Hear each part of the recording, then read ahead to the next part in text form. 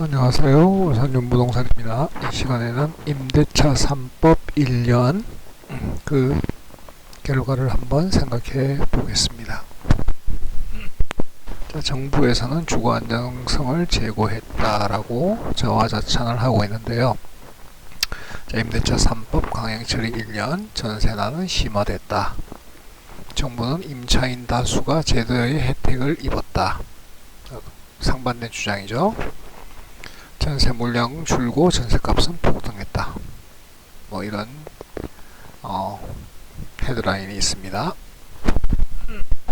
자, 말도 많고 탈도 많은 임대차 3법이 민주당의 강행 처리로 국회 문턱을 넘은 지 1년이 돼갑니다. 정부에서 자체 평가를 할 때가 됐다는 뜻인데요. 이때 홍남기 부총리는 애초 기대했던 정책 효과가 나타났지만 전세시장이 불안해지는 등 다소 아쉬운 점도 있었다. 이 정도로 예상을 했는데 완전히 다른 얘기를 했죠. 자화자찬을 했습니다. 임차인 다수가 제도 시행의 혜택을 누렸다. 전세갱신율이 높아졌다. 평균 거주기간도 증가해서 임차인의 주거 안정성이 크게 제고되었다. 자, 임차인 다수가 제도 시행의 혜택을 누렸다라는 것은 기존 임차인들이 2년의 시간을 번 것뿐이죠. 전세갱신율은 높아졌다. 왜? 주변 전세가가 너무 높으니까 살던 곳에서 갱신을 할 수밖에 없죠.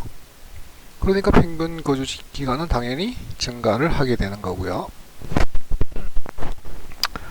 자, 국토부와 부동산원은 임대차 3법 영향을 파악하기 위해 임대차 신고 자료로 서울 100대 아파트를 별도 분석하였는 바 임차인 다수가 제도 시행의 혜택을 누릴 수 있었음을 확인했다. 10채 중 8채가 갱신되었다. 평균 거주기간도 3.5년에서 5년으로 증가했다. 계약갱신 요구권을 실제 사용한 게 63.4%다. 76.5%가 인상률, 5% 이하 수준에서 계약을 체결했다.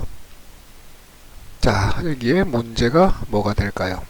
첫째, 신규 임차인들, 신혼부부라든지 아니면 뭐 직장 때문에 이사를 해야 했던 신규 임차인들은 전세 물량이 엄청나게 감소하는 영향을 받게 되겠죠. 그래서 작년에 전세값 상승률이 엄청나게 폭등이었다는 것을 우리 국민들은 다 아는데 왜 정부에 있는 분들은 모르실까요?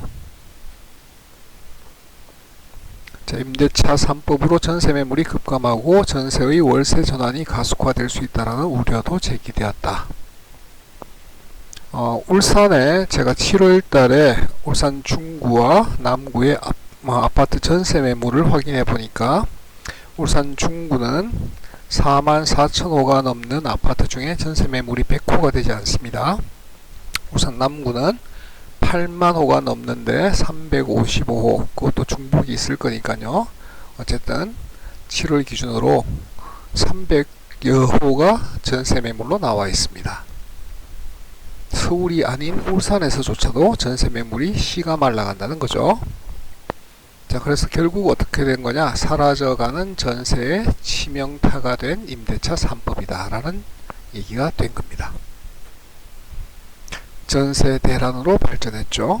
임대차 3법만이 전세난의 원인이라고 말할 수는 없습니다만 임대차 3법이 전세 물건을 급감시키는데 일조했다는 부분에서는 아마 다들 동의하실 겁니다.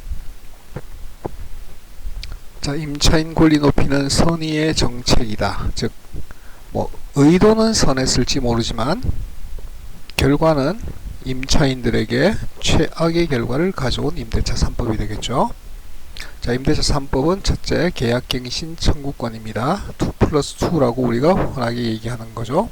두 번째, 전월세 상한제입니다. 자, 전월세 상한제라고 하는 것은 계약갱신 청구권을 활용했을 때 2년 지나고 재계약을 할 때 5% 내로 제한되는 거니까 기존 임차인에게만 혜택이 가는, 그것도 최대 4년의 혜택을 보는. 문제는 뭐냐면 그 4년 이후에는 엄청나게 오른 주변의 전세가를 감당해야 된다는 부분이죠.